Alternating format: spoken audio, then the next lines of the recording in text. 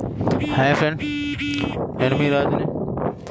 Friend, విషయం ఏంటంటే ఈరోజు వచ్చి నేను మనం సిరిసిల్ల డిస్టిక్ గమిరిపేట మండలం యూనియన్ బ్యాంక్ దగ్గర ఉన్న ఫ్రెండ్ గత సంవత్సరం అయిపోయింది ఫ్రెండ్. ఒక సంవత్సరం దాదాపుగా సంవత్సరం నుండి నేను బ్యాంక్ చుట్టూ తిరుగుతున్నా ఫ్రెండ్. లోన్ మంజూరు చేసింది కానీ నాకు డబ్బు ఇవ్వలేదు ఫ్రెండ్.